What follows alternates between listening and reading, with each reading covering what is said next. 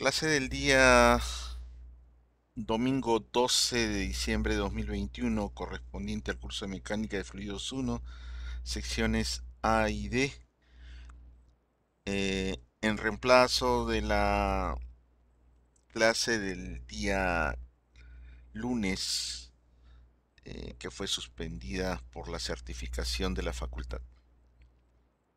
Vamos a empezar compartiendo pantalla.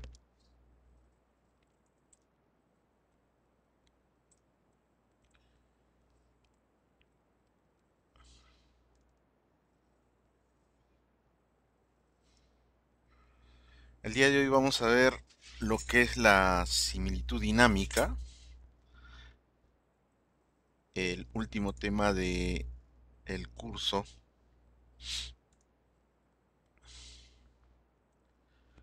y vamos a explicar de qué manera podemos hacer esta similitud para resolver problemas de mecánica de fluidos.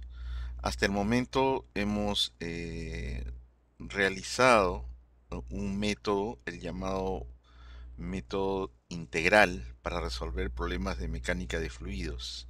Es decir, hemos utilizado volúmenes de control, ¿no?, alrededor del cuerpo o del equipo que yo deseo diseñar, que yo deseo obtener alguna información, ¿no?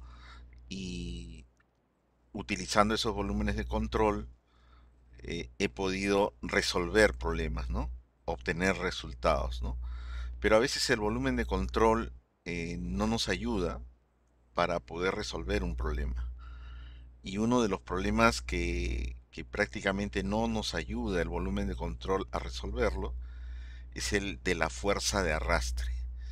Como ven en la pantalla, yo no puedo agarrar un volumen de control alrededor del escarabajo que tienen ustedes a la izquierda, ¿no?, y poder obtener la fuerza de arrastre del aire sobre ese vehículo.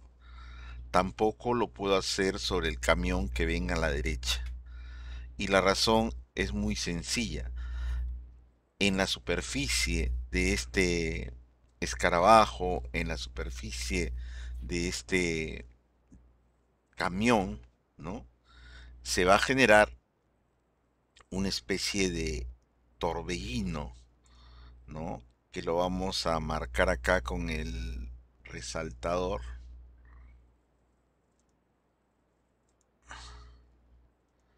justamente en esta zona. Toda esta zona que está acá en la parte trasera del vehículo se genera el torbellino. Un torbellino que, si nosotros tenemos un volumen de control, ¿no? Vamos a pintarlo de naranja el volumen de control. Supongamos que tomamos el volumen de control, no se ve con naranja. A ver, vamos a ver otro color. Rojo, azul, celeste claro, a ver. Tampoco.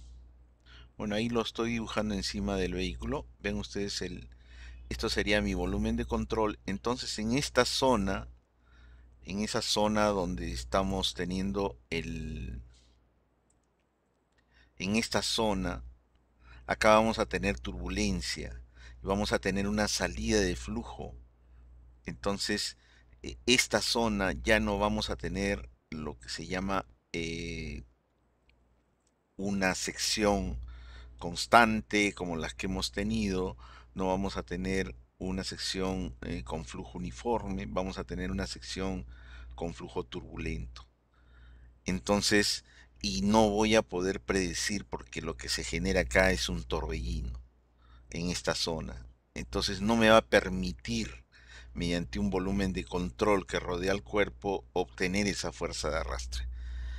Entonces, lo que se hace es, para obtener la fuerza de arrastre de este vehículo, para obtener la fuerza de arrastre de este camión, para obtener la fuerza de arrastre de un avión o de cualquier cuerpo que se mueve, yo voy a necesitar de ir al laboratorio.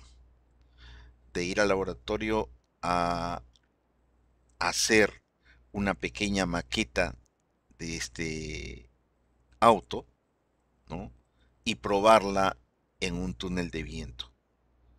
Tal como lo vimos en capítulos anteriores, hablamos del túnel de viento. Entonces hago una copia de este auto, ¿no? Que puede ser de menor tamaño, una copia de menor tamaño, y experimento, obtengo esa fuerza de arrastre directamente en el laboratorio. Esos resultados del laboratorio para esa pequeña maqueta de este auto los tengo que trasladar a este auto que tiene escala pues normal, ¿no? ¿Cómo traslado la información del laboratorio al objeto real? Establezco la similitud dinámica. Eso es lo que vamos a hacer. Y eso es lo que normalmente se realiza para cálculos de fuerza de arrastre. ¿Por qué se genera estos torbellinos en esta zona? Eso es el efecto de la capa límite que está rodeando al vehículo cuando éste es impactado por un fluido, en este caso es el aire. Esa capa límite que se forma en la superficie de este líquido que provoca esta turbulencia, la cual le llaman el rompimiento de la capa límite, ¿no? Lo estudian ustedes en el curso de Mecánica de Fluidos 2. Ahí ustedes, su profesor, le va a explicar por qué se rompe la capa límite, por qué se genera la turbulencia acá, cómo haces para que la turbulencia retroceda, se genere mucho más atrás del vehículo, cómo es que diseñas las formas que tienen estos vehículos para que el rompimiento, esta turbulencia, sea la menor posible. Y esta forma que ustedes están viendo de este camión es justamente fruto de ese diseño, ¿no? Esta forma que tiene este camión, ¿no? Pues es un camión simplemente, de los camiones normales, pero que tiene esta forma que hace que el rompimiento, que esa turbulencia que está apareciendo en el escarabajo a la altura de su luna, eh, se realice en la parte de atrás y sea de muy poca magnitud. Y eso va a generar de que este camión pues avance mucho más que un camión normal que genera estas turbulencias muy adelante del vehículo y genera una gran estela y genera una resistencia al avance mucho mayor. Entonces, eh, eso lo van a tratar ustedes, van a ver arrastre, van a ver sustentación. En el curso de Fluidos 2 les van a explicar por qué se rompe la capa límite, cuál es la, el motivo, viene a ser la fricción, van a tener que tener a hablar primero un capítulo de flujo viscoso, ¿no? Y después del capítulo de flujo viscoso van a hablar de la capa límite, ¿no? Y la capa límite le van a explicar qué es lo que sucede en esta zona, por qué se genera la turbulencia, cómo puedes controlar la turbulencia, etcétera. Ya es tema del curso de Fluidos 2. Pero acá nosotros vamos a resolver problemas de similitud dinámica, es decir, yo ya sé que existe el problema, ya sé que no lo puedo resolver por volúmenes de control, voy a utilizar el laboratorio como traslado la información del laboratorio al objeto real para resolver mi problema. Ese es el tema del día de hoy, que le llamamos similitud dinámica.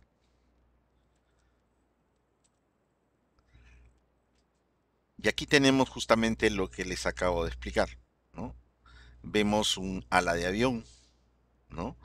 Y las líneas de corriente que se acercan al ala de avión, ¿no? En determinado momento producen una separación del aire, una turbulencia del aire, que es la que están viendo ustedes acá. Y esta turbulencia es el motivo, pues, por el cual yo no puedo rodear esto de un volumen de control, ¿no? Y en toda esta zona no sé qué pasa, porque las partículas se mueven caóticamente. No hay expresión matemática que me pueda definir esta turbulencia.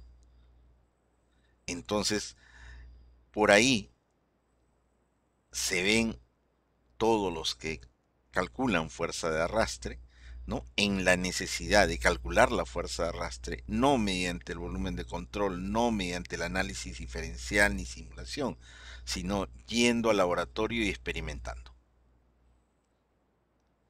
Una vez que tengo los datos en el laboratorio de cuánto es la fuerza de arrastre que genera esta ala en el laboratorio, tengo que trasladar esos resultados al objeto real. Y eso es justamente lo que vamos a ver ahora. Cómo se traslada esos datos obtenidos en el laboratorio al objeto real, para dar respuesta al problema propiamente dicho.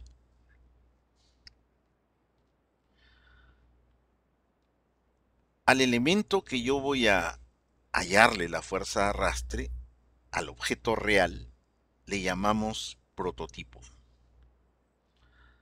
Y el elemento que voy a crear para llevar al laboratorio, o sea, lo que yo voy a colocar en el laboratorio, es un modelo.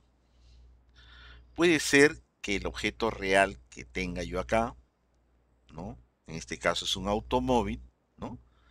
Yo haga un automóvil de mucho menor tamaño, a una escala determinada. Puede ser que este automóvil lo haga a escala 1:1, o puede ser que el auto lo haga a una escala mayor. Muchos se atreverían a hacerlo más pequeño, pero eso trae ciertas dificultades. Entonces, generalmente los diseñadores de automóvil, ¿no? Las grandes marcas, ¿no? Hacen su ensayo en el laboratorio de igual tamaño al auto que tienen acá. Eso es lo que sucede en los autos. Si esto es un avión, entonces los que fabrican aviones pues no van a colocar en el laboratorio un avión del mismo tamaño. Implicaría gastos enormes hacer un túnel de viento para un avión del tamaño de un avión. Entonces ahí se ven obligados a hacer el ensayo en laboratorio con un avión más pequeño. ¿Y cuándo tendríamos que hacer un modelo más grande que el que yo tengo? Justamente para el diseño de los drones, ¿no? Si ustedes tienen un dron, ¿no? También tiene una resistencia al avance que tengo que yo saber cuánto es. Entonces, si esto es un dron, no me conviene llevarlo al laboratorio en escala 1:1. Me conviene llevarlo en una escala más grande.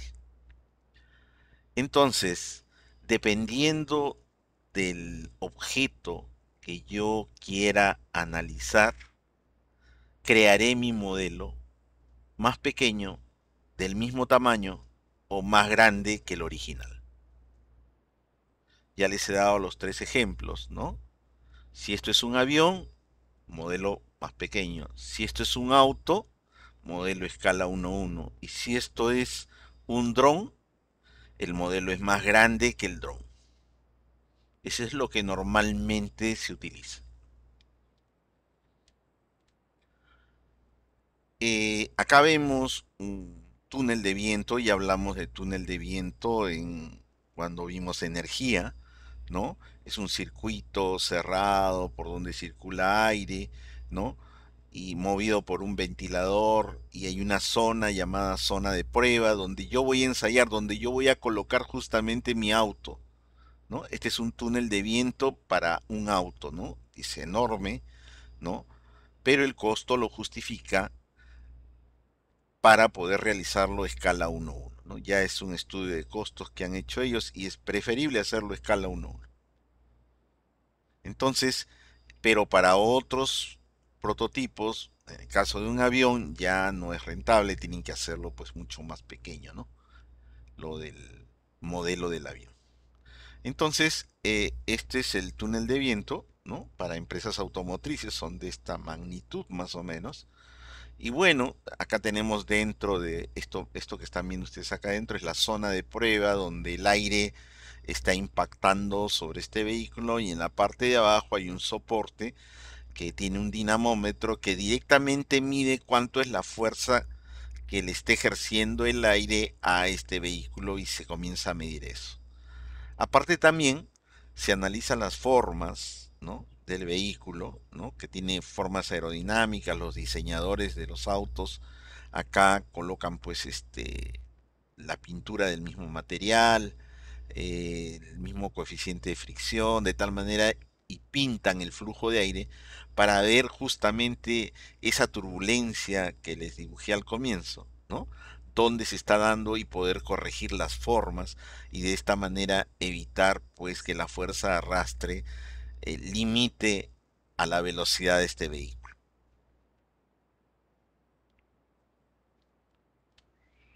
Acá tenemos también un circuito, otra vez un túnel de viento, ¿no?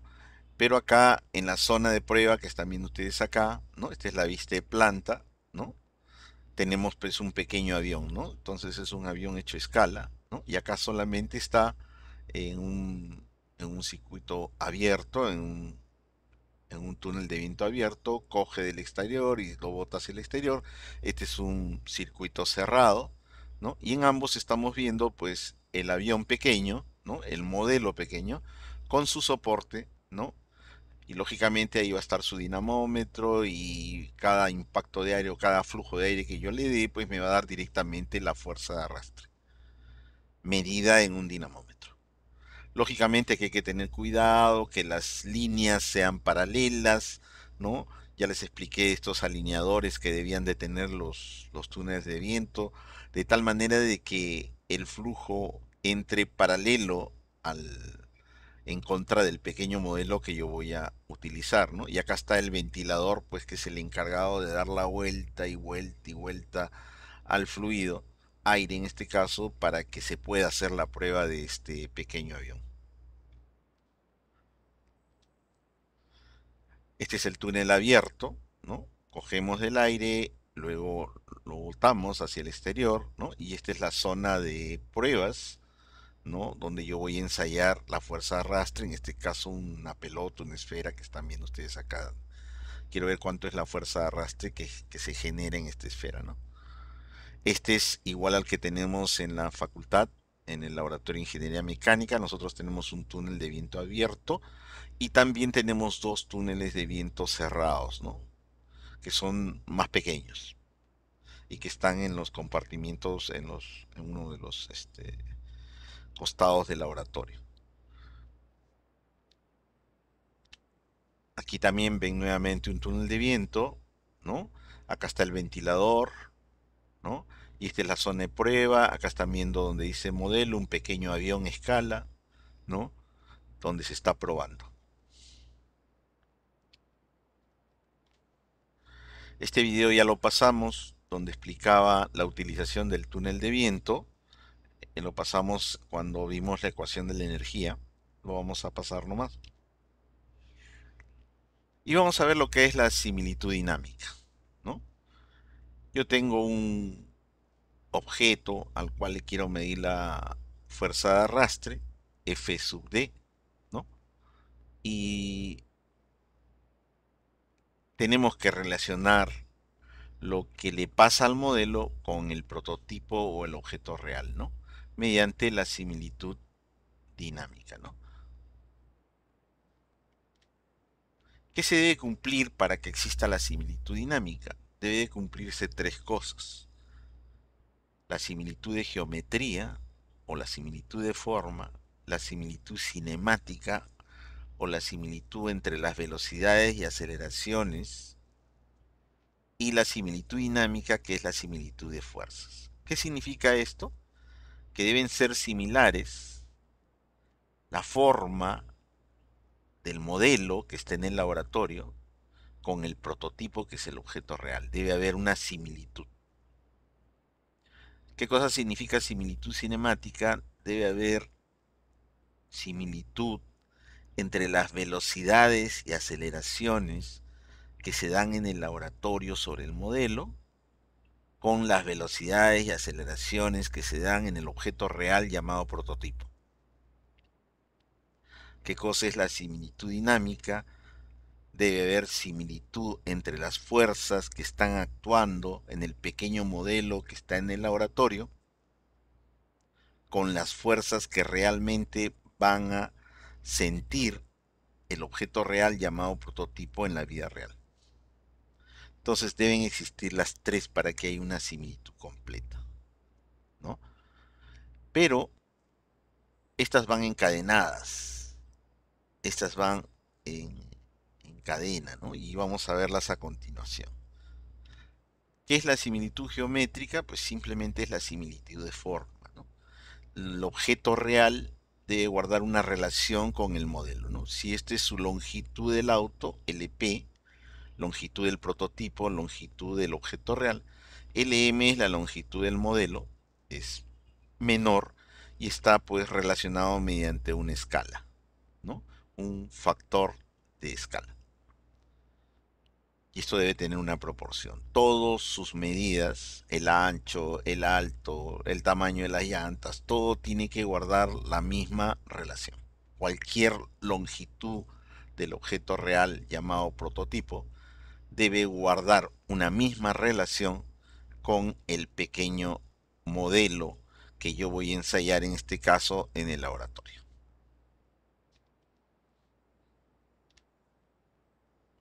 La similitud no solamente se aplica en ingeniería mecánica para medir fuerzas de arrastre, también se aplica en la ingeniería civil. Cuando los ingenieros civiles construyen sus edificios, ¿no? Tal como están viendo acá, ellos tienen que ver, tienen que analizar cuál es la fuerza del viento sobre estos edificios para diseñar sus estructuras. Necesitan calcular pues esas fuerzas y para ello pues construyen, ¿no?, este conjunto de edificios, ¿no?, en un laboratorio, ¿no?, en tamaño proporcional, que haya una similitud geométrica como la acabamos de ver hace un momento, ¿no? Construyen algo de menor tamaño. Y eso lo deben de haber podido apreciar porque el laboratorio de los civiles en la universidad está a la altura del J, ¿no? Más o menos donde está el comedor, ¿no? Ahí está el laboratorio de los ingenieros civiles y van a ver ustedes ahí maquetitas de edificios, van a ver maquetitas de ríos, de centrales, de las represas de las centrales hidroeléctricas, la estructura de esas represas, representadas en tamaño pequeñito y ensayadas ahí, ¿no? Para tener justamente este resultado, ¿no? Porque no lo pueden hacer directamente utilizando pues otro método, se utiliza el método experimental. Entonces acá ya no tenemos un auto, tenemos pues el prototipo, es el conjunto de edificios que va a diseñar el ingeniero civil y hace uno pequeño, un modelo en el laboratorio, ¿no? ¿Y qué se debe cumplir para que exista la similitud cinemática? Que esta velocidad que tenemos acá del prototipo debe de guardar una relación con esta velocidad del modelo, ¿no? Un cociente, ¿no? Que se le llama coeficiente o factor de escala de velocidades. Esa misma relación que guarda esta velocidad del prototipo con esta velocidad del modelo, debe guardar su semejante que está acá, que está en esta punta del edificio. Acá también hay una velocidad. Esta velocidad de acá debe guardar la misma relación con esto. Esta velocidad del prototipo es esta velocidad del modelo. Llamemos esta velocidad velocidad 1 en el prototipo, es a la velocidad 1 en el modelo. Y así con todas las velocidades que se den en cualquier parte del edificio, ¿no? De esta manera establecemos la similitud cinemática. ¿Qué cosa es la similitud cinemática? Es similitud entre el objeto real y el objeto y el modelito que está en el laboratorio, ¿no? Es similitud de velocidades y también de aceleraciones. La similitud cinemática, similitud de velocidades y aceleraciones. Lógicamente del flujo que está impactando sobre el cuerpo.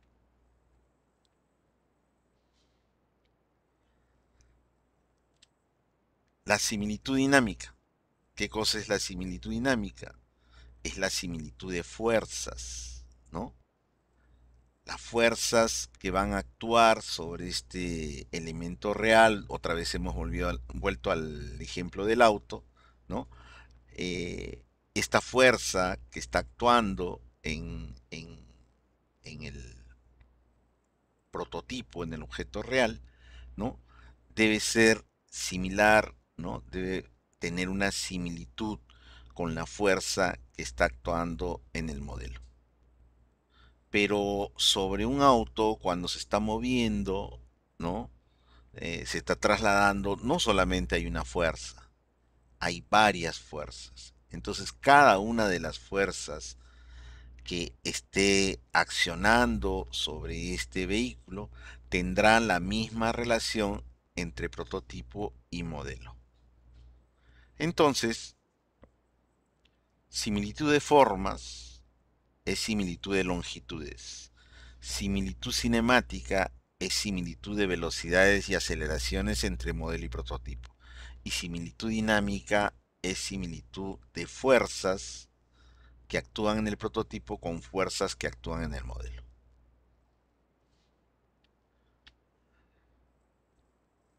Si yo quiero que exista la similitud completa, deberían cumplirse las tres: geométrica, cinemática y dinámica.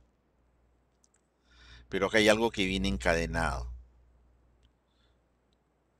Yo no puedo tener la similitud cinemática si es que previamente no tengo la similitud geométrica. No se puede dar.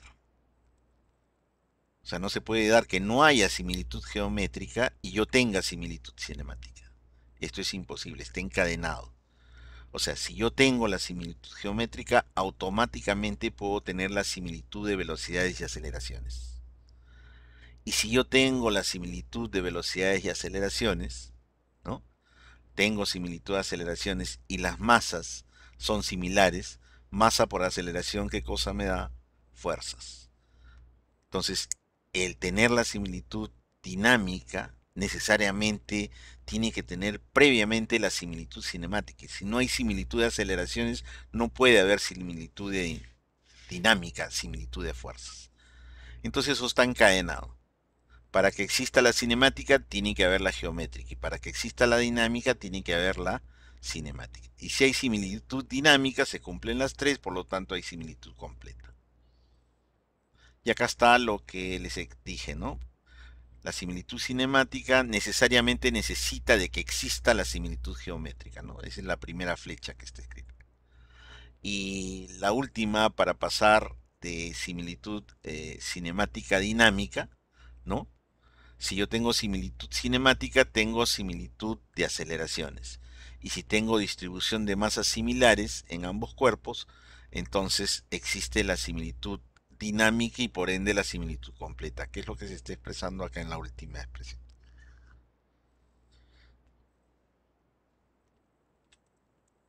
Vamos a la similitud dinámica. Supongamos que este es el objeto real, hay tres fuerzas que están actuando, no estamos definiendo las fuerzas que están actuando sobre este elemento, sobre este objeto real llamado prototipo. Supongamos que sobre él se está ejerciendo este F1, este F2, este F3, ¿no?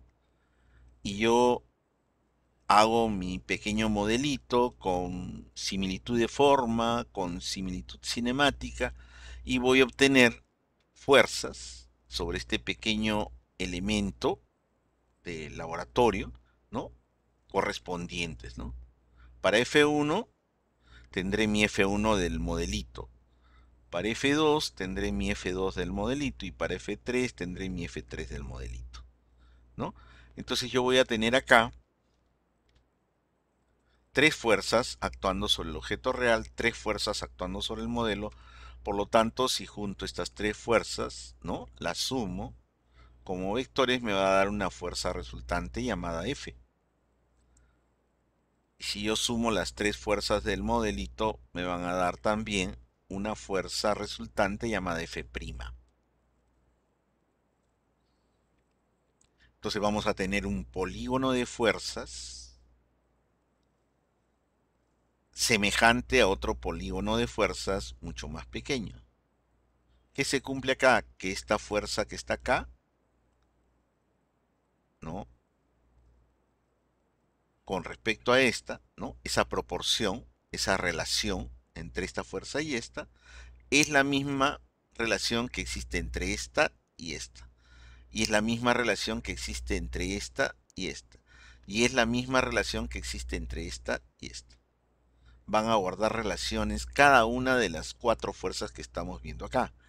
Tres son las que están actuando sobre este vehículo y uno es la fuerza resultante de las tres.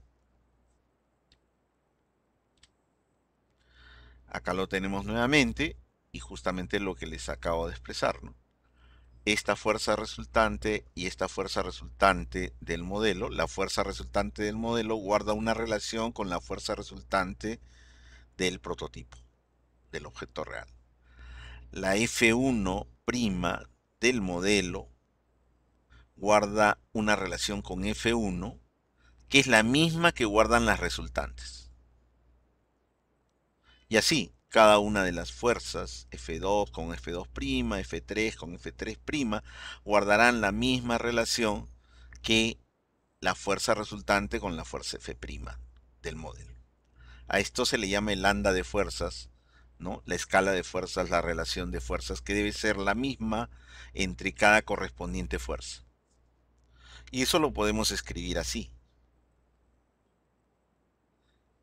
Acá abajo están las fuerzas resultantes, ¿no? Del modelo, que es el F', y F es el prototipo.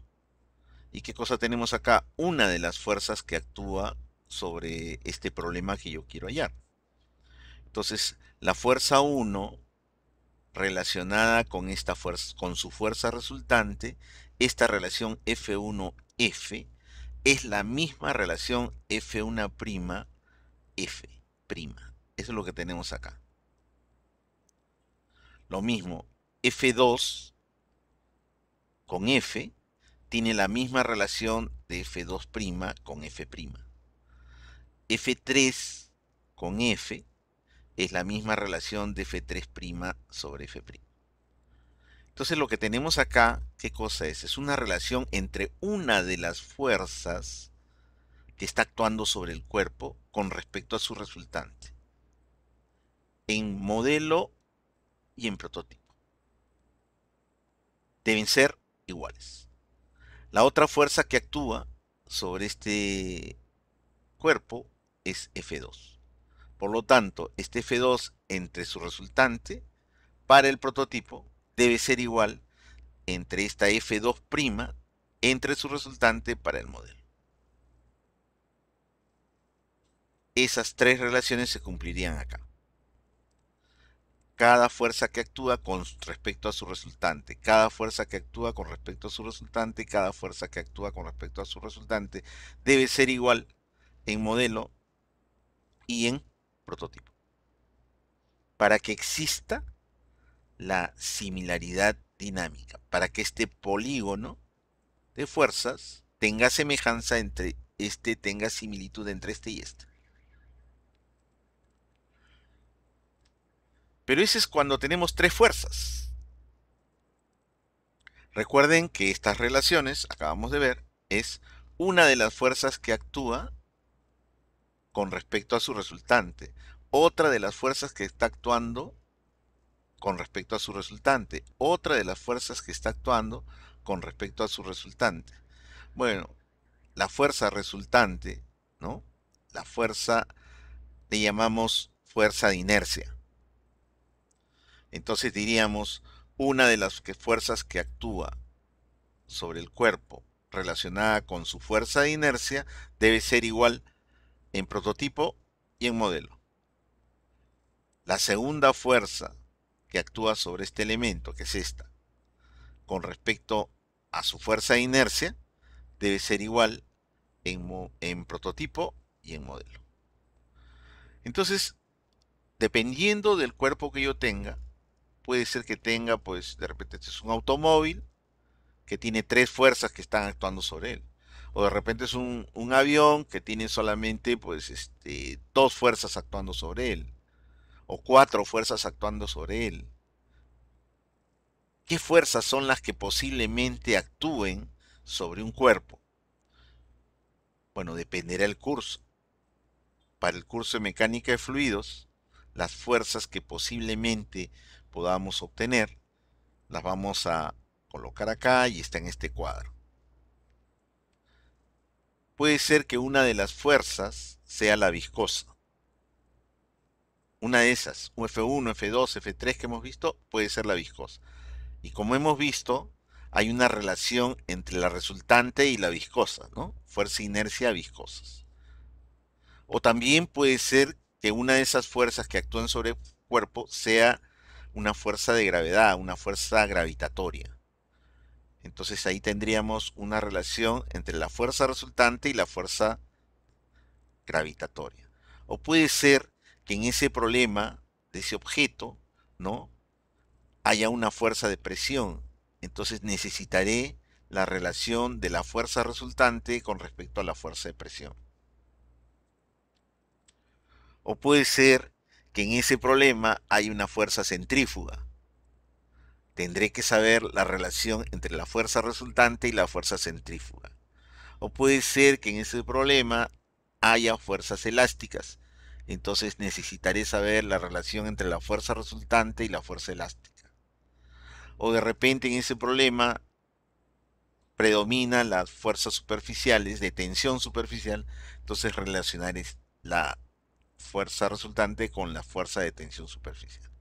Y así, ¿no? Resultante con una de las fuerzas que posiblemente esté actuando sobre el cuerpo. Resultante sobre otra de las fuerzas que posiblemente esté actuando sobre el cuerpo. Entonces hay varias posibilidades. Puede ser que en un problema haya solamente dos de esta relación de uno, 2, 3, 4. ¿Cuántas he puesto acá? 5, 6, 7, ¿no? Acá hay 7 fuerzas. Pero en un problema puede haber dos, puede haber tres nomás de estas. Y estas relaciones, esta división, esta relación que hay entre la fuerza inercia y la fuerza viscosa, ¿no? Como arriba tengo fuerza y abajo tengo fuerza, me da lo que se llama un número adimensional, que es una relación de fuerzas.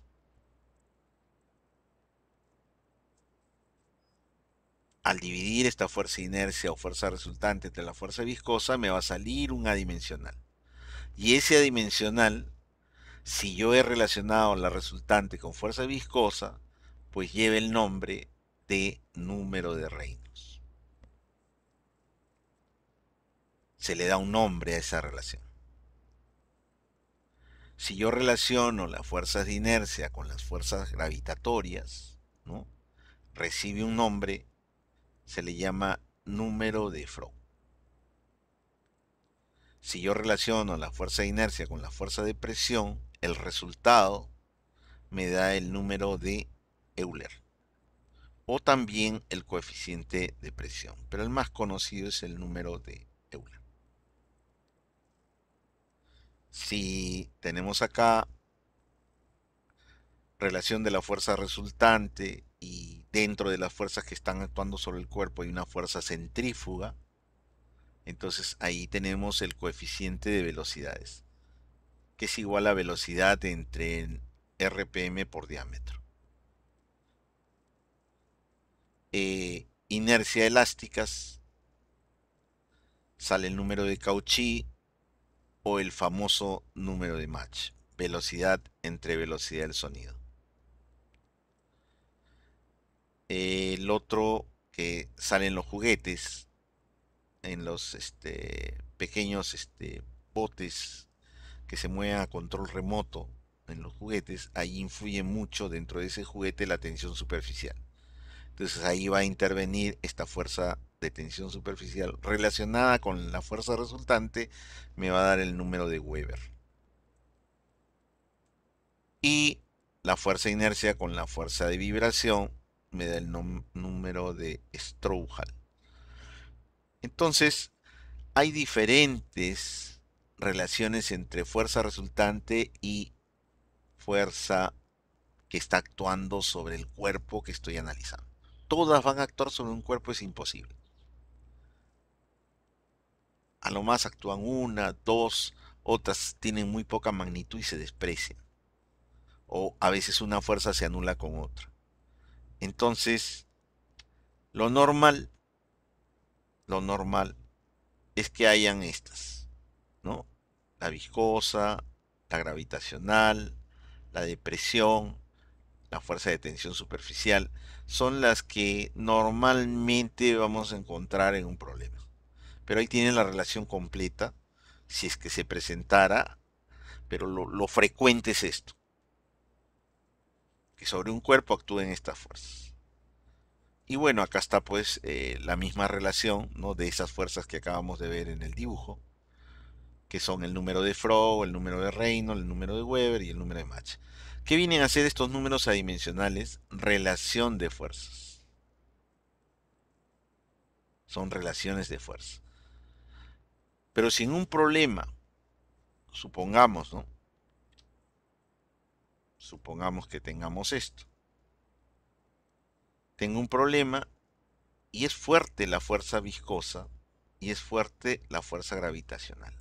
Supongamos que estas dos sean las que tienen mayor magnitud dentro del problema. Esta de acá la eliminamos y esta de acá de presión también la eliminamos. Y nos quedamos solamente con la fuerza viscosa y la fuerza gravitatoria. Entonces, ¿qué tenemos que hacer para establecer la similitud? Esta fuerza viscosa relacionarla con la fuerza resultante y esta fuerza gravitatoria relacionarla con la fuerza resultante. Ambas relaciones en modelo y en prototipo. Habrían dos, esta y esta. Pero la fuerza viscosa relacionada con la fuerza de inercia, esa división, es un número dimensional que se llama número de Reynolds. Y la fuerza gravitatoria relacionada con su fuerza resultante o fuerza de inercia tiene un nombre, se llama número de Froh. Entonces esas relaciones llevan nombres, ¿no?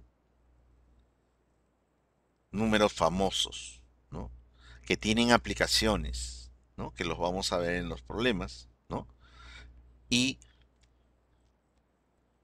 llevan nombres de famosos matemáticos, físicos, que estudiaron esos números adimensionales, ¿no? Acá tenemos a Freud, el que relaciona las fuerzas gravitatorias, Reynolds, fuerzas viscosas, Weber, el que relaciona la fuerza resultante con la fuerza de tensión superficial, y Mach, que es el que relaciona la fuerza resultante con las fuerzas elásticas.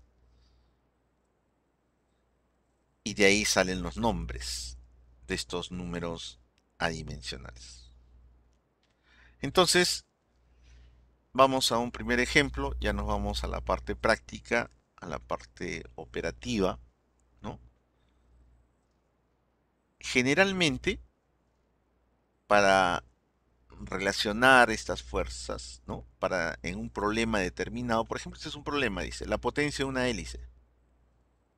¿Ya? Es una hélice de buque. Y acá ya se ha hecho un estudio previo. Ya ha determinado qué fuerzas están interviniendo. Esta ecuación ya me dice a mí qué fuerzas están interviniendo. Me están diciendo que en esta potencia de esta hélice están interviniendo dos fuerzas. Acá hay una y acá está la otra. Y ahorita les voy a enseñar cómo es que yo sé que acá hay dos fuerzas que están interviniendo. Esta es una función. Esta es la potencia de la hélice. Acá le falta el puntito, perdón. W punto. ¿Ya? Densidad por RPM de la hélice al cubo por diámetro a la quinta, ¿no? Esta es una función de estos dos números adimensionales. Estos son dos números adimensionales. Acá, por ejemplo, ¿no? Este número adimensional está acá. Vamos a retroceder. B entre ND.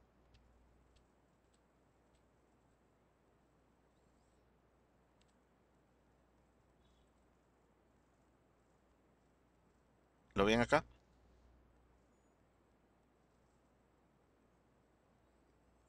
Este es el coeficiente de velocidad, este número dimensional. ¿Y de dónde salió? De relacionar la fuerza resultante con la fuerza centrífuga. Regresemos al problema.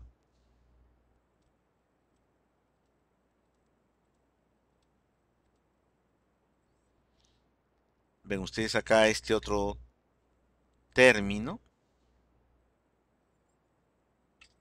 Velocidad entre raíz de GD. D es el diámetro, es una longitud. O sea, es una velocidad dividido entre la raíz cuadrada de G, gravedad, por una longitud. Busquemos.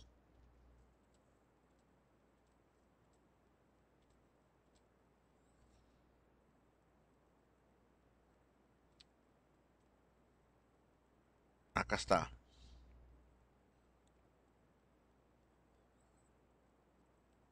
Ok, acá hay un error. Este es B. Si a esto le saco la raíz cuadrada, ¿no? Va a quedar velocidad entre el eje. Aquí hay que corregir esto. Es B entre el eje. Es el número de Freud. Que acá sí está bien escrito en la foto de Freud. ¿Qué cosa es el número de Freud? Acá está el número de Freud. Es una relación entre la resultante y fuerzas gravitatorias. Entonces la resultante con fuerza gravitatoria y el otro número era la resultante con fuerza centrífuga. Entonces cuando yo veo el problema, veo esa ecuación. Este de acá ha nacido de la fuerza resultante con la fuerza centrífuga. Y este ha nacido de la fuerza resultante con la fuerza gravitatoria. Conclusión. ¿Cuáles son las dos fuerzas que están actuando sobre la hélice? Importantes que se están dando en esta ecuación. La fuerza centrífuga y la fuerza gravitatoria. Esas son las dos fuerzas que están incidiendo sobre esta hélice. Las dos fuerzas representativas. O sea, esta hélice tiene dos fuerzas que están actuando. De todas las posibles que pueden haber. Las otras de repente actuarán sí, pero en menor medida. Se desprecian. Pero las importantes son dos. Esta fórmula me lo dijo.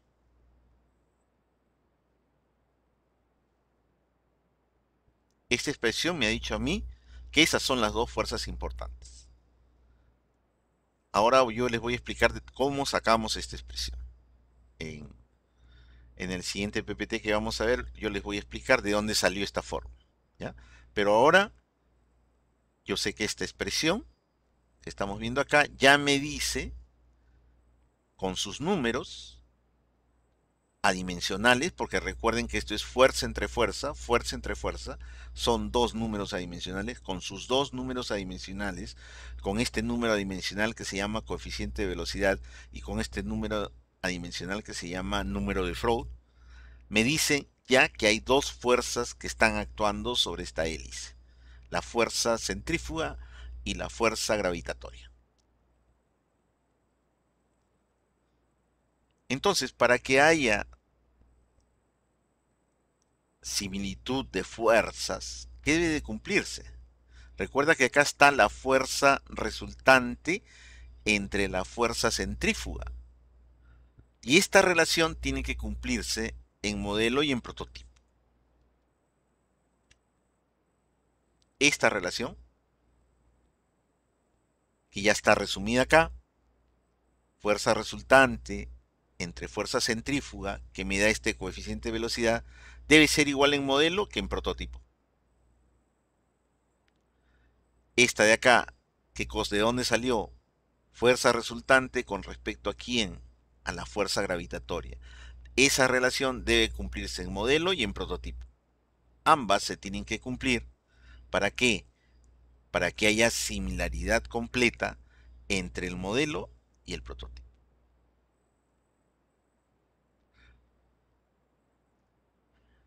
¿Qué es esto? El coeficiente. ¿Qué es este paquete?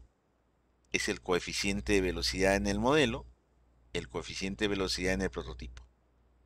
Son coeficientes de velocidad, ese es el nombre de esta relación, fuerza resultante a fuerza centrífuga. Y esto que está dentro se le llama número de Freud del modelo, número de Freud del prototipo.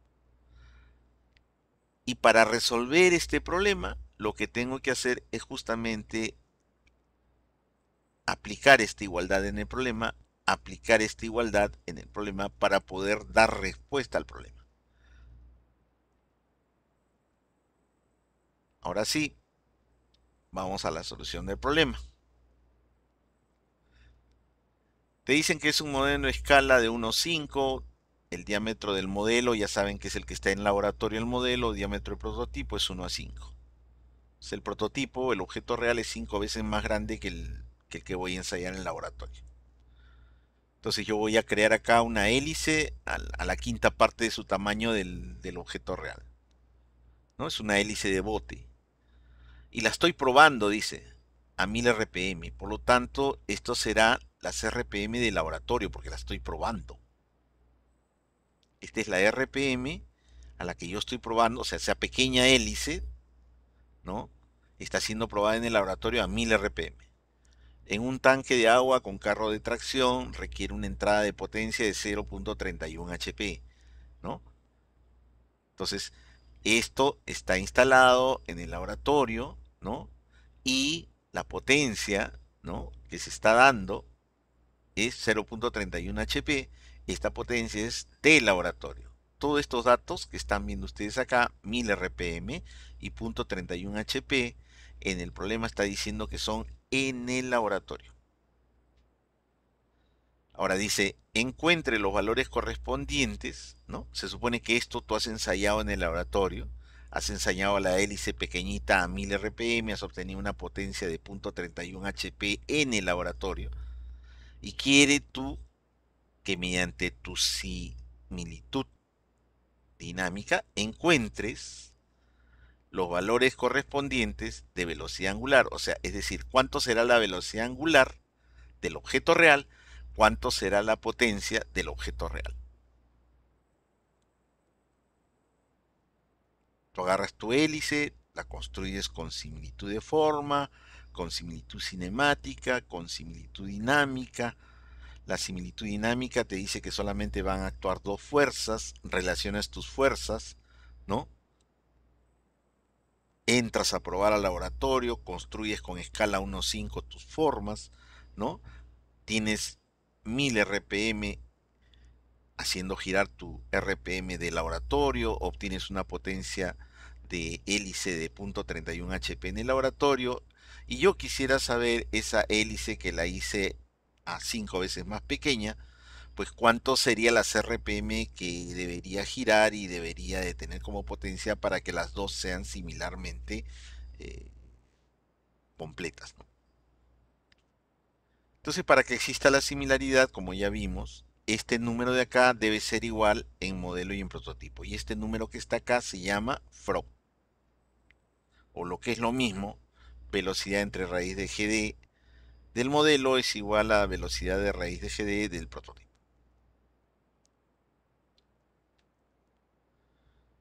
Velocidad del modelo va acá arriba, velocidad del prototipo pasa a dividir, esto sube a multiplicar, gravedad en el modelo, gravedad en el prototipo. Si el sitio donde está el prototipo y modelo es el mismo, donde la gravedad del lugar es la misma, entonces las gravedades arriba y abajo se van a ir, y me va a quedar pues una relación de diámetro del modelo a diámetro del prototipo, la relación de velocidades. Como esta relación de diámetro del modelo al diámetro del prototipo lo tengo, entonces mi relación de velocidades será pues 1 a raíz de 5. Para que se cumpla la similitud de fuerzas, y si se cumple la similitud de fuerzas, tienes la similitud completa.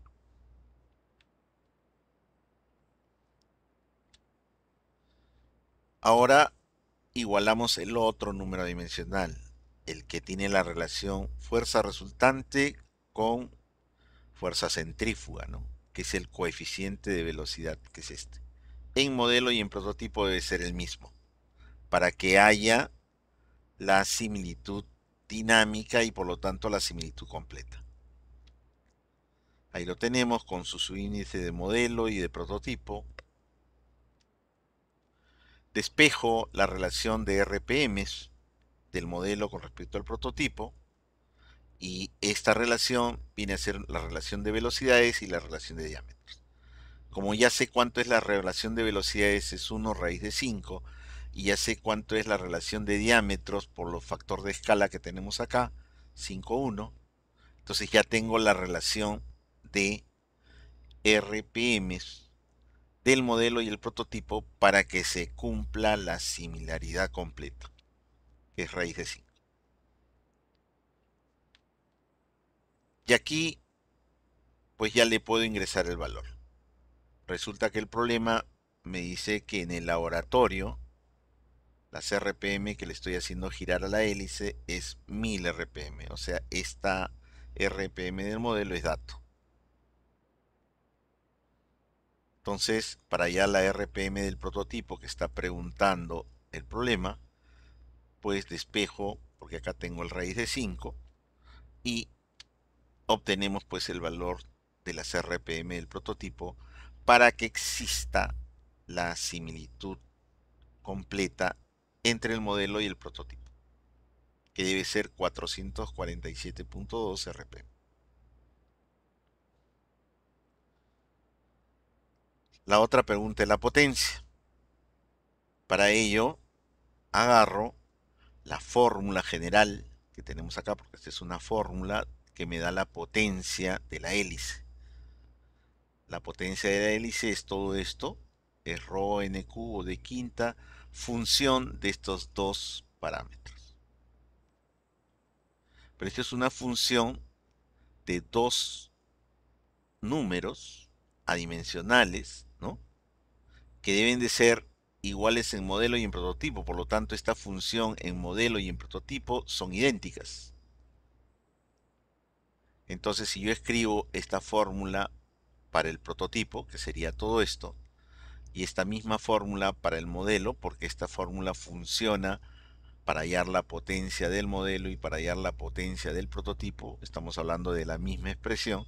Entonces yo las relaciono las potencias, y yo sé que este número debe ser igual en modelo y prototipo, este número tiene que ser igual en modelo y prototipo, por lo tanto esta función es lo mismo en modelo y en prototipo. Entonces acá yo tengo la función en el prototipo, la función en el modelo es igual arriba y abajo, se va.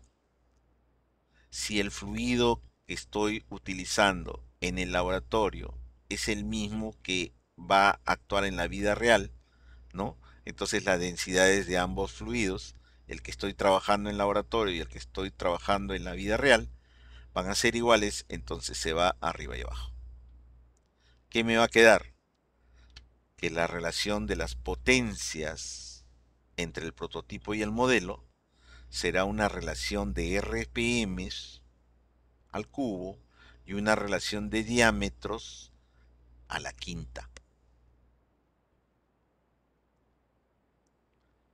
Y esto me va a permitir, ¿no? Porque a mí me han dado la potencia en el modelito, este dato es el que tengo, y me están pidiendo cuánto sería la potencia del objeto real, es decir, del prototipo,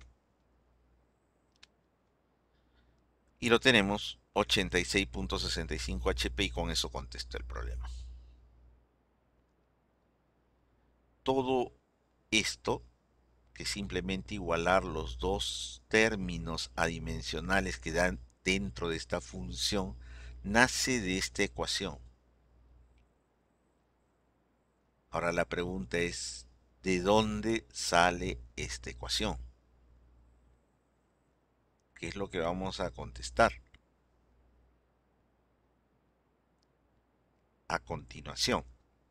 ¿Cómo es que sale esta expresión? Hagamos lo mismo, un ejemplo 2. Acá lo tenemos. Pondré el gráfico. Son dos esferas, ¿ya? Que están siendo impactadas, una por agua y otra por aire.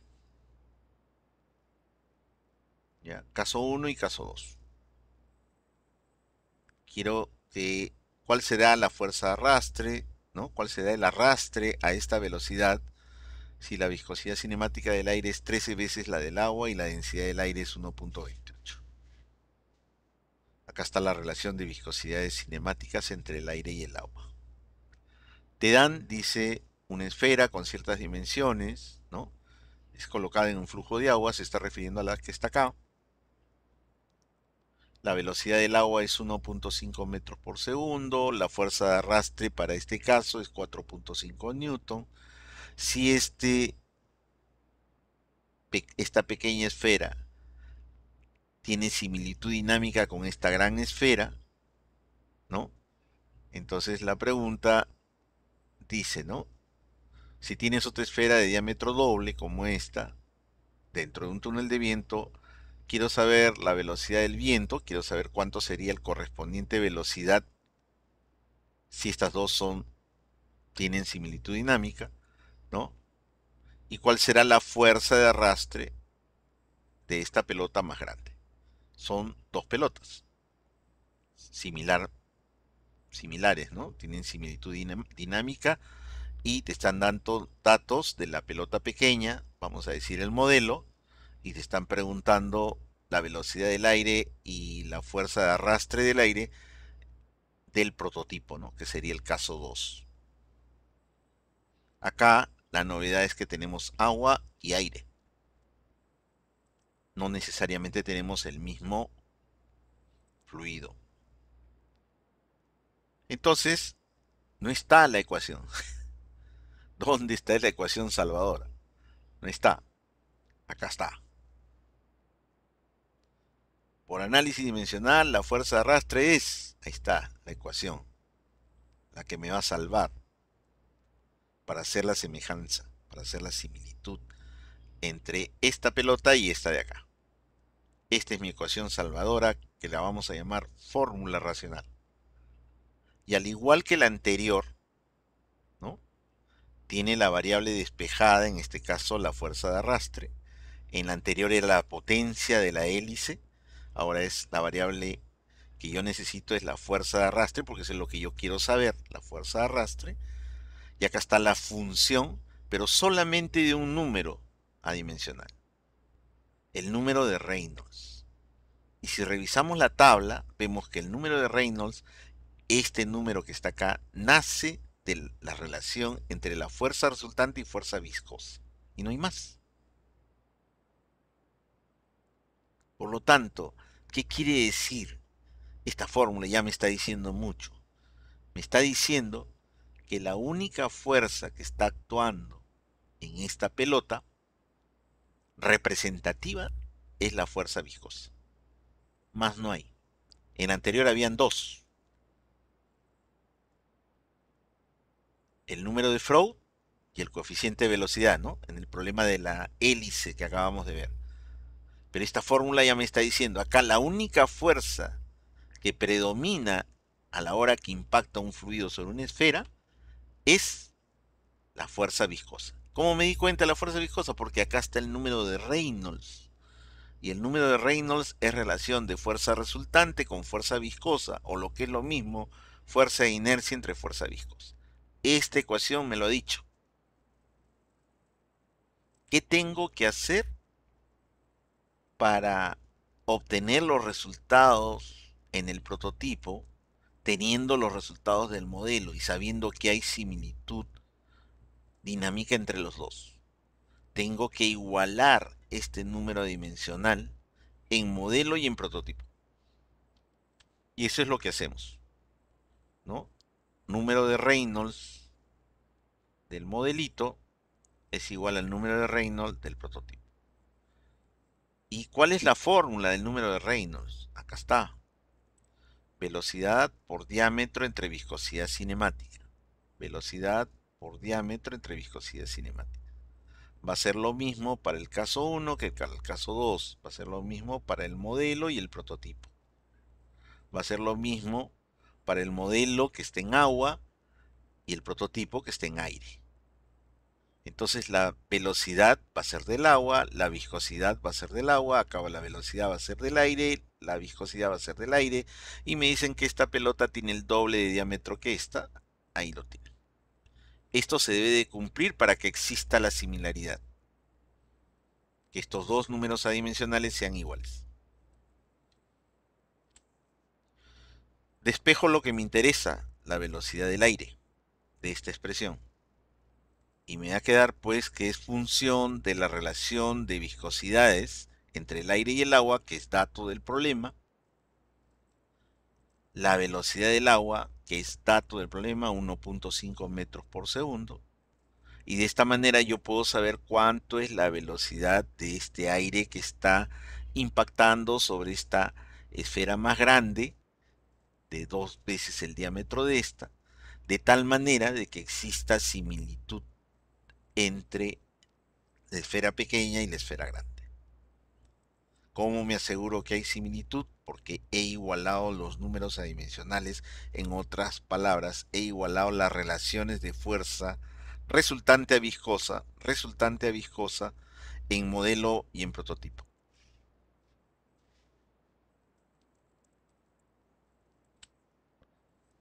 La otra pregunta es la fuerza de arrastre. Y al igual que en el problema anterior, acá tengo la fórmula de la fuerza de arrastre de un fluido actuando sobre una pelota. Esta es una fórmula. Entonces le escribo, relaciono fuerza del modelo a fuerza del prototipo. Esta es la expresión para el modelo, esta es la expresión para el prototipo. Y como sabemos, este número dimensional en modelo y prototipo es igual. Entonces esto se va con esto. Y la relación entre las dos fuerzas, ¿no? Será pues relación de densidades, que las tenemos acá. 1000 es la densidad del agua, 1.28 es la densidad del aire. Relación de velocidades, ¿no? La velocidad del agua es 1.5 y la velocidad del aire, la acabo de hallar, es 9.75. Ahí está la relación de velocidades al cuadrado. La relación de diámetros, me han dicho que esta pelota es la mitad del diámetro de esta. Tengo esa relación. Por lo tanto, ya tengo la relación entre la fuerza de arrastre del modelo y la fuerza de arrastre del prototipo, que es 4.62. Como conozco la fuerza de arrastre del modelo, es decir, F1, simplemente obtengo F2. 0.97 newton sería el correspondiente valor de la fuerza de arrastre, ¿no? Para que estos dos o estas dos pelotas sean o tengan similitud dinámica.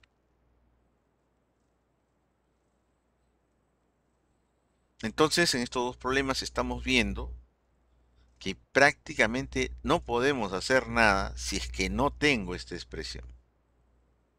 Si yo no conozco esta expresión, no puedo resolver el problema. O si no puedo deducirla, no puedo resolver el problema. A esto le llamamos fórmula racional. Y a eso es lo que vamos. A eso es lo que vamos a ver a continuación. ¿Ok? Y con eso terminamos. Entonces ahora viene el teorema Pi de Buckingham. ¿Ok? ¿Qué ven ustedes acá en pantalla? Veo un problema. Un problema donde veo un bote, ¿no? Puede ser el problema del bote. Quiero hallar su fuerza de arrastre de este bote. ¿Cuánto es la fuerza de arrastre de este bote? Entonces el diseñador dice, para hallar la fuerza de arrastre de este bote, bueno, va a influir la densidad del fluido donde está yendo el bote. Y también la viscosidad del fluido donde está navegando el bote. Por lo tanto, necesitaré saber la densidad y la viscosidad del fluido, pues, que va a impactar con el bote. O sea, las propiedades del fluido influyen en el avance de este bote. ¿Qué más influye sobre el avance del bote? La velocidad a la cual se va a desplazar este bote. Más velocidad, más fuerza de arrastre. Dependerá también la longitud del bote. Porque a la hora que pase el agua por los costados del bote va a generar un oleaje alrededor del bote que va a generar una resistencia al avance por efecto de olas. Entonces la longitud que tiene un bote influye sobre la resistencia al avance del bote.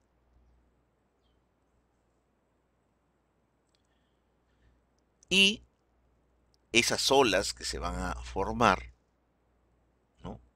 El oleaje depende de la fuerza gravitatoria. Las olas dependen de la fuerza gravitatoria. Entonces, todas estas variables influyen sobre la fuerza de arrastre, la fuerza que tiene que vencer este bote para avanzar. Pero acá se ha escrito una fórmula al lado derecho.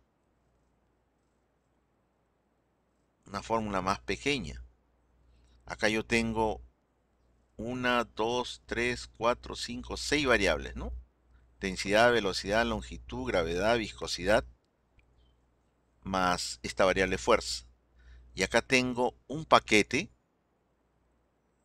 Acá tengo otro paquete llamado Reynolds y acá tengo otro paquete llamado Froh. 3. De 1, 2, 3, 4, 5, 6 variables. Estoy reduciendo a 1, 2, 3. ¿Qué estamos haciendo? Acá lo tenemos. Yo tengo 6 variables con dimensiones. La fuerza tiene dimensiones. MLT a la menos 2. La densidad es ML a la menos 3. Velocidad es LT menos 1.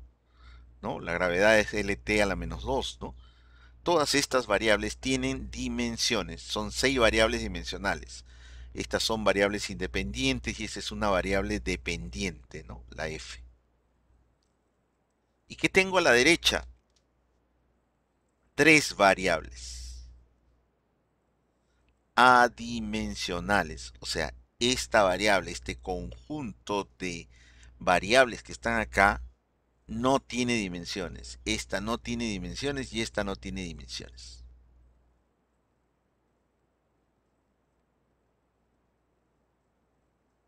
¿Cómo cambio?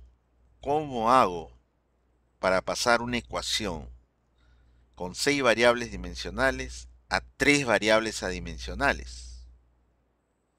Eso es lo que vamos a ver ahora y nos va a dar como resultado esto, ¿no? Porque esto que está acá es esto.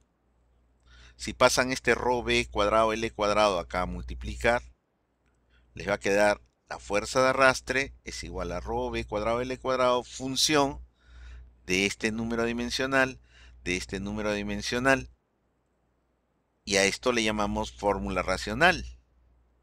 Y esta es la fórmula que hemos presentado en los dos problemas anteriores. Lógicamente ahora es para hallar la fuerza de arrastre de un bote. ¿Qué me dice esta fórmula racional? Ya que hemos visto ya dos fórmulas racionales.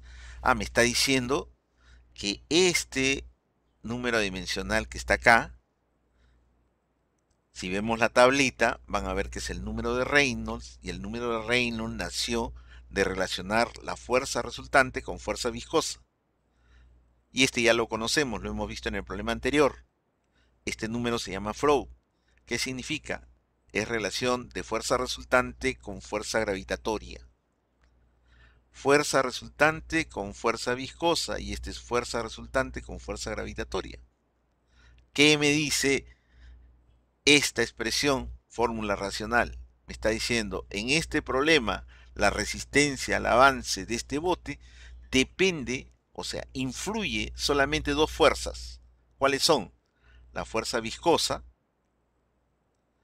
y la fuerza gravitatoria del oleaje. Esas dos fuerzas son las principales para que este bote avance. Y eso me dice esta ecuación, llamada fórmula racional. Entonces, para evitar no cansarlos, si comienzo a ver la teoría de cómo se convierte esto en esto, se van a aburrir. Entonces vamos a ir de frente a un ejemplo. O sea, primero hacemos el ejemplo y después explicamos la teoría. ¿Ya? Vemos lo práctico. ¿Cómo es que cambio esta fórmula en esta? ¿Cómo hago? Y eso es lo que vamos a hacer en un ejemplo de aplicación. Ahí lo tenemos. Este es el problema. ¿Ya? Te dicen, el mismo al que tenemos ahí, ¿no? Se tiene un barco, esto que quiere ensayarle la fuerza de arrastre, y yo sé que esta fuerza de arrastre depende de la longitud del barco, depende de la velocidad a la que va el barquito, ¿no? Depende de la gravedad que genera las olas, y depende del líquido que está fluyendo alrededor del barco, es decir, de su densidad y de la viscosidad del fluido que está impactando sobre el barco. F depende de esto. ¿Qué hago? Uso mi teorema del pi, que al final le voy a explicar qué cosa es, ¿no? Entonces, ¿cuántas variables tengo acá? Tenemos 6 variables, ¿no? 6 variables, las están viendo ustedes acá. 5, que son estas 5 que están acá, son variables independientes, y la fuerza de arrastre es una variable dependiente. Y las voy a convertir, tal como ya lo vimos, en 3 grupos adimensionales. Para esto, ¿qué hago? ¿Cuál es el procedimiento? Agarro todas las variables que están acá, las 6 variables, y las escribo en un cuadro, tal como lo están viendo acá. Las 6 que están acá: longitud, densidad, velocidad, fuerza, viscosidad y gravedad. Escojo un sistema dimensional, MLT, y le pongo los exponentes correspondientes, ¿no? Por ejemplo, velocidad es LT a la menos 1, ¿no es cierto? Como dimensiones. Entonces acá lo tienen. L a la 1, T a la menos 1. Esos son los exponentes de M, L y T de la velocidad. La fuerza, ¿qué cosa es? MLT a la menos 2. M a la 1, L a la 1 y T a la menos 2. Viscosidad, que vimos en la primera parte del curso. Dimensiones de la viscosidad absoluta. M sobre LT. M a la 1, L a la menos 1, T a la menos 1. Y así, ¿no? Gravedad, LT a la menos 2. Densidad, ML a la menos 3 o ML al cubo. Longitud, solamente L. Coloco los exponentes de estas dimensiones en cada variable dimensional que tengamos. Primer paso para convertir esta ecuación de varias dimensiones, de variables con dimensiones, en una ecuación que tiene variables adimensionales. Ya tengo esto. Entonces ahora, ¿qué hacemos? Escogemos las 3 primeras: longitud, densidad, velocidad. Y voy a generar mi primer número dimensional combinando estas 3 con la dimensión o con la variable f. ¿Por qué escogí 3? Porque yo tengo 3 dimensiones. Tengo 3 dimensiones, escojo 3 y este va a ser mi matriz pivote. O sea, yo voy a crear números adimensionales de esta matriz 3×3 con F, de esta 3×3 por mu y esta 3×3 con G. Pero antes tengo que verificar, tengo que agarrar este determinante 0, 1, 0, 1, menos 3, 1, 0, 0, menos 1 que están viendo acá y tengo que verificar que sea diferente de 0. Ahorita les explico por qué. Y me doy cuenta, lo resuelvo y me doy cuenta que no es igual a 0. ¿Cuál es el paso que sigue? Como están viendo ahí, combino este grupo de 3 dimensiones con la fuerza F y formo lo que se llama mi primer número dimensional. Acá está, miren ustedes, longitud, densidad, velocidad. A cada uno le pongo un exponente incógnita, X, y Z. Y lo combino con esta variable fuerza de arrastre, elevado al exponente. Voy a hallar los exponentes de estos tres. Este número que estoy creando, de estas tres con una de las variables, debe ser un número adimensional, debe ser un número pi. Cuando yo escribo pi, implica que es un número adimensional. Y por lo tanto, si es adimensional, su m será su exponente 0, L0 y T0, ¿no? Esas serán sus dimensiones de este número adimensional. Y eso lo escribimos. Este número pi que estoy buscando debe tener dimensiones m a la 0, L a la 0 y T a la 0. Quiero saber los exponentes x, y, z, dimensiones de la longitud L, dimensiones de densidad ml a la menos 3, dimensiones de velocidad lt a la menos 1 elevado a la z, dimensiones de la fuerza mlt a la menos 2. Me queda una ecuación dimensional donde tengo m, l y t, m, l y t en el lado derecho. Por lo tanto, los exponentes de m, de l y de t del lado derecho deben ser iguales a los exponentes de m, l y t del lado izquierdo, que quiero que sean adimensionales. Por lo tanto, esta x y esta y esta z los hallaré de tal manera para que el lado izquierdo sea dimensional y el lado derecho sea dimensional. Ecuaciones. Si igualo las m's, en el lado izquierdo tengo m a la 0, en el lado derecho tengo m a la i y m a la 1. 0 igual i más 1, igualando los exponentes de m. Igualando los exponentes de t, t a la 0, t a la menos z y t a la menos 2. Ahí lo tienen, 0 igual menos z menos 2. Segunda ecuación, igualando exponentes de t. Y tercera ecuación, igualando exponentes de l. Tres ecuaciones, tres incógnitas, x, y, z resuelto. Por lo tanto, ya sé cuánto vale x, y y z. Y ya puedo colocar esos valores como exponentes de L, ρ y B y escribir mi número dimensional pi1. ¿Cuánto es el exponente de L? Menos 2. ¿Cuánto es el exponente de la densidad? Menos 1. ¿Cuánto es el exponente de la velocidad? Menos 2. Este es mi número dimensional pi1. Yo sé que este lado derecho de la ecuación es adimensional. Los negativos, los exponentes negativos los vuelvo positivo y ya tengo mi primer número adimensional. Lo he formado agarrando el grupo de 3×3 y combinándolo con la primera variable que es f.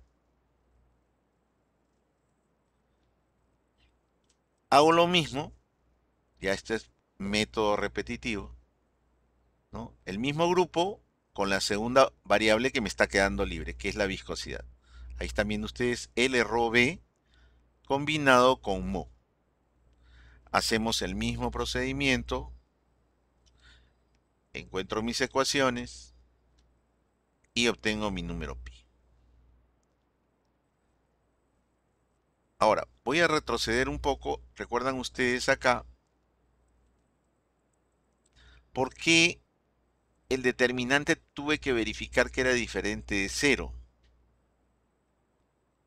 Si esto hubiese sido igual a 0, o sea, si estas tres variables me da un determinante igual a 0, entonces en estas ecuaciones me iba a salir una ecuación redundante y no me hubiera permitido obtener las tres variables. Entonces, si acá me sale un determinante igual a 0, cambio de posición. Pues agarro tres variables de tal manera, cualesquiera, de tal manera de que yo obtenga acá un determinante diferente de 0, para que pueda hacer este procedimiento. Entonces estábamos en el pi2, ¿no? Que era esta combinación con la variable mu. Hacemos lo mismo, encontramos las tres ecuaciones en M, L y T, obtenemos el segundo pi dimensional, el segundo ha sido de este trío con mu. Ese es el segundo pi, el segundo número dimensional. Y por último tenemos el tercer número dimensional, que sería estos tres, con el último, con la gravedad. Hacemos el mismo procedimiento, las tres ecuaciones, obtengo x y z y obtengo mi tercer pi. Entonces hemos encontrado tres números adimensionales. Por lo tanto, acá están. Pi1, Pi2, Pi3. Yo ya tengo una función de tres números adimensionales igual a 0. Y mi función original, ¿no? Era una función. Acá me he olvidado colocar marcador resaltador. Vamos a poner mejor. Yo tenía anteriormente esto, ¿no? Fuerza igual a una función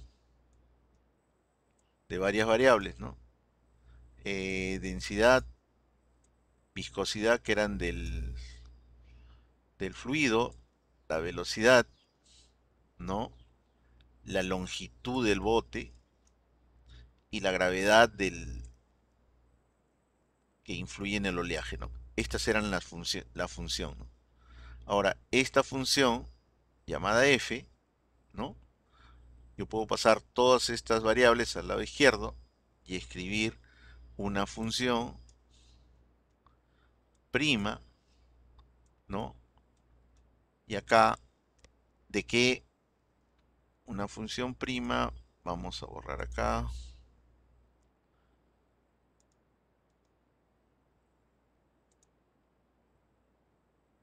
Una función prima de todas las variables. La fuerza de arrastre, la densidad, la viscosidad, la velocidad, la longitud del bote, la gravedad del oleaje, la gravedad del lugar que me va a servir para el oleaje. Toda esta función prima igual a 0.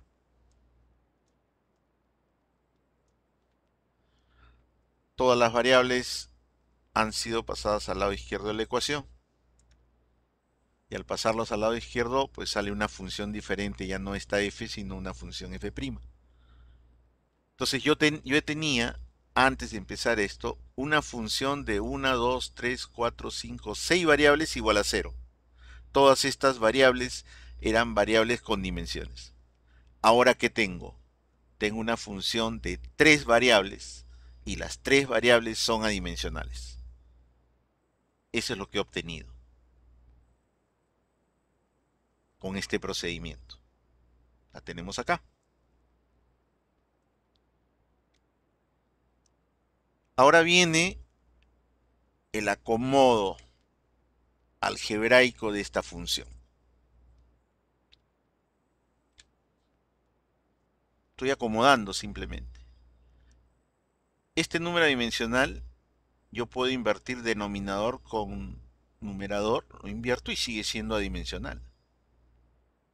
Pongo el mu abajo y el rho L arriba y no pasó nada.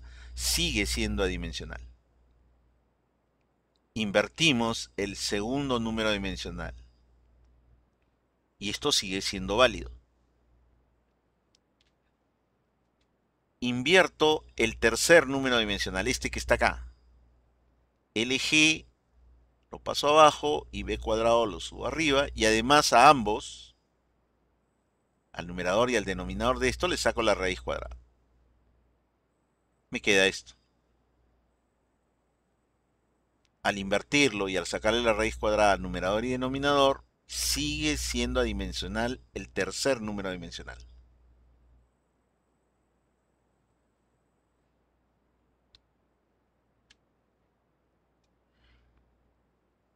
Esta es una función igual a 0, pero de estos tres números adimensionales que están acá, yo quiero despejar este número dimensional, pasarlo, dejarlo solo en un lado de la ecuación. Entonces este número dimensional será igual a una función de los otros dos. Lógicamente esta función tiene que ser diferente de esta, ¿no? Despejo el número dimensional que está acá, que va a ser igual a estos dos.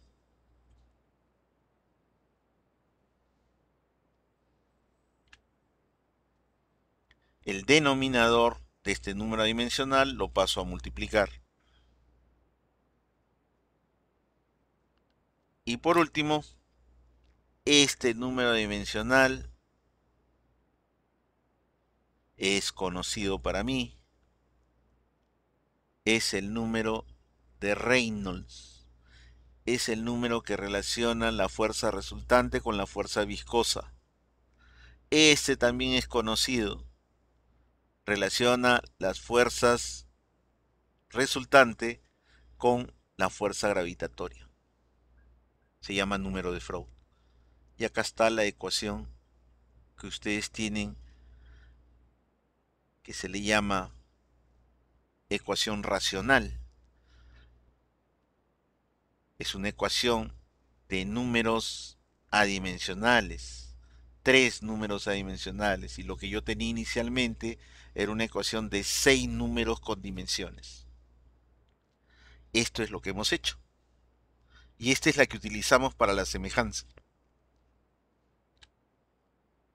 Resumen, yo tenía una fuerza, función de 5 variables, 5 independientes, una dependiente, lo he convertido en una función de una dependiente adimensional en función de otros dos números adimensionales. Este es lo que he hecho. Y estos números adimensionales que han aparecido acá tienen un significado. Uno es el número de Reynolds y otro es el número de Freud. Uno es fuerza resultante con respecto a fuerza viscosa y el otro es fuerza resultante con respecto a fuerza gravitatoria. Por lo tanto, dentro de este problema, predomina la fuerza viscosa, predomina las fuerzas gravitatorias.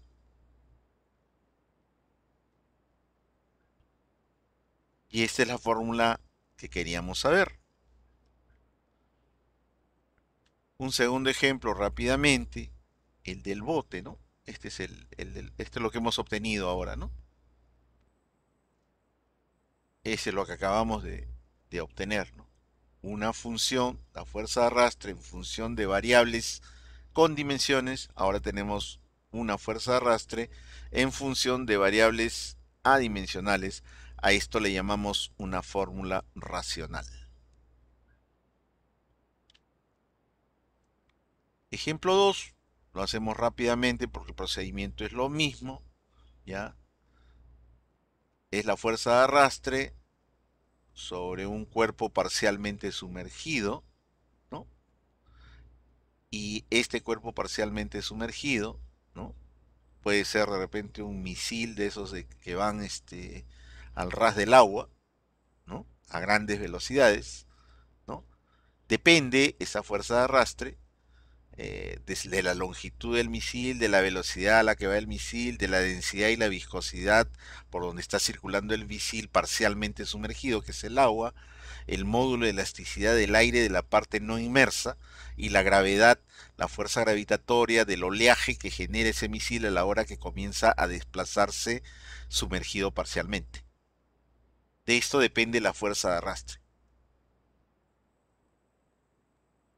Para este caso, hacemos lo mismo.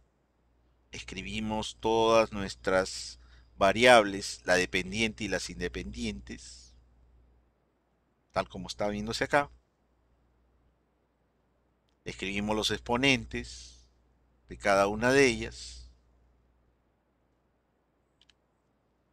Escogemos los tres primeros porque tengo MLT, mi determinante que sea diferente de 0 y comienzo a combinar. Estas tres con densidad, estas tres con viscosidad, estas tres con el módulo y estas tres con gravedad. Si combino esta con la densidad, pues tendré esta ecuación y que me dará pues este número pi.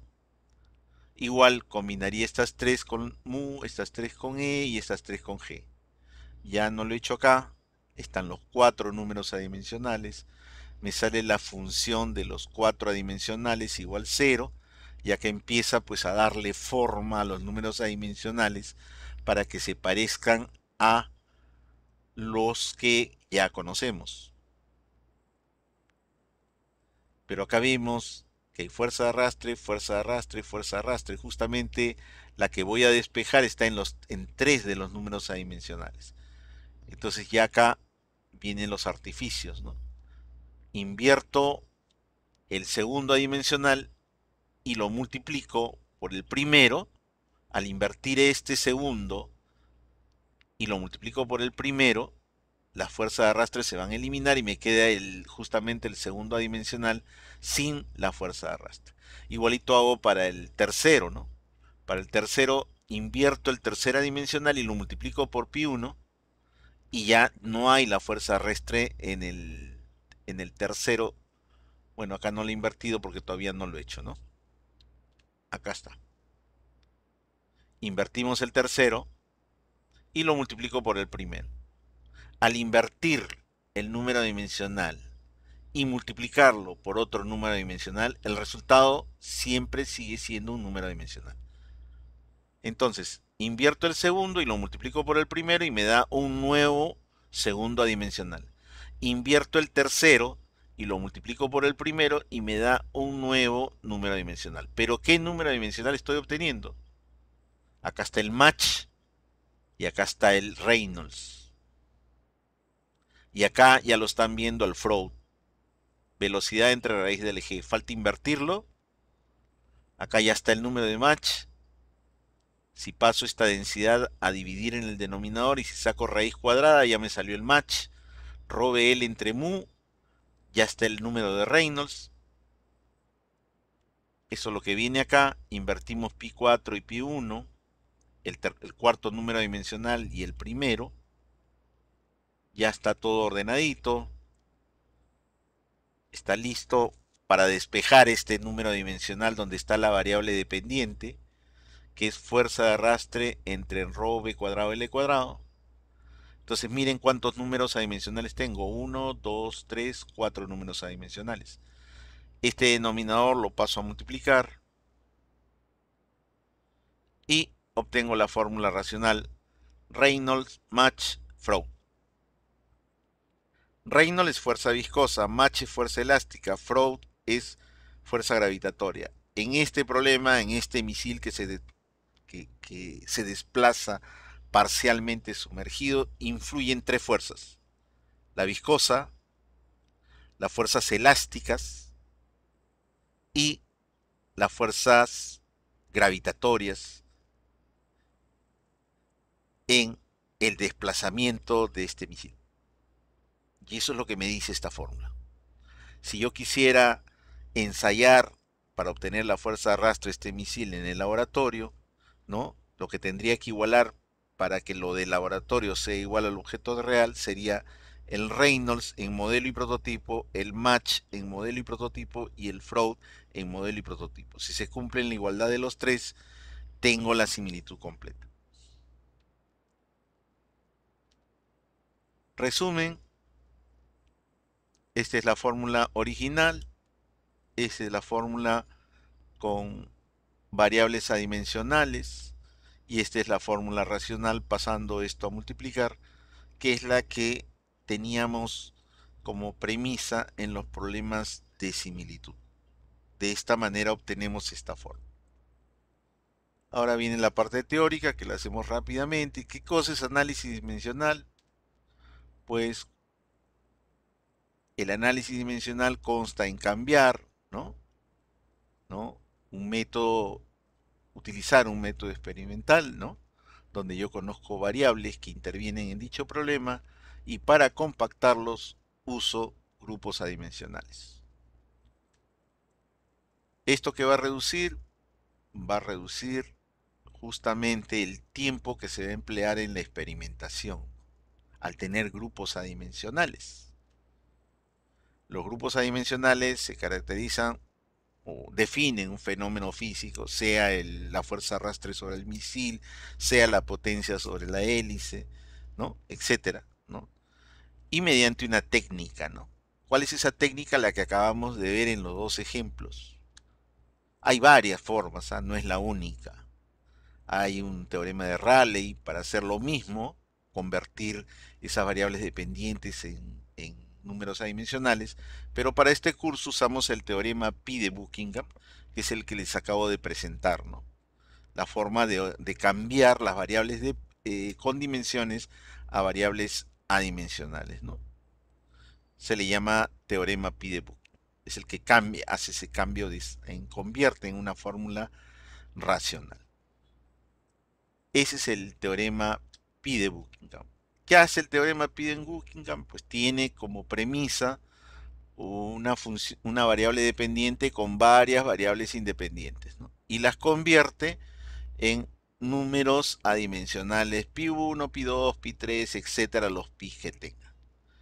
Cada grupo estará formado por un número de variables fundamentales, ¿no? Elegidas, elevadas a un exponente desconocido y multiplicada por una de las variables restantes, ¿no? Que es lo que hemos hecho en el ejemplo. Y acá tienen un ejemplo 3. ¿Recuerdan ustedes en la anterior diapositiva que mostramos las pelotas, ¿no? Y ahí pusimos esta fuerza de arrastre. La fuerza de arrastre sobre una pelota, ¿no? Depende del diámetro de la pelota, de la velocidad del fluido que impacta la pelota y las características de las propiedades del fluido que impacta la pelota, es decir, densidad y viscosidad, ¿no? Solo que ahí teníamos densidad y viscosidad del agua para una pelota, la modelo, y densidad y viscosidad para la del prototipo, ¿no? Pero la fuerza de arrastre sobre una pelota depende de esto. Si ustedes hacen lo mismo que hemos hecho ahora, ¿no? Utilizan el teorema Pi, todo el procedimiento, van a llegar a esta función racional, ¿no? A esta ecuación racional. Que este número dimensional es función de solamente este número. Y este número es el Reynolds. Por lo tanto, la fuerza de arrastre de la pelota depende solamente de la fuerza viscosa. Pero, ¿qué ganamos con esto? Cuando tengo dos números adimensionales, en este ejemplo particular. Pues a la hora que voy al laboratorio voy a ensayar el número dimensional que están viendo acá contra el número de Reynolds, que es este, ¿no? Y voy a tener esta ecuación de esta curva, voy a tener que hacer menos ensayos, ¿no? Voy a trabajar con números adimensionales, ¿no? Esto nos permite realizar un solo ensayo, para este caso, ¿no? Y extrapolar resultados, etcétera. Te facilita el ensayo, el trabajar con números adimensionales para obtener los resultados que hemos obtenido. Y bueno, ese es el tema.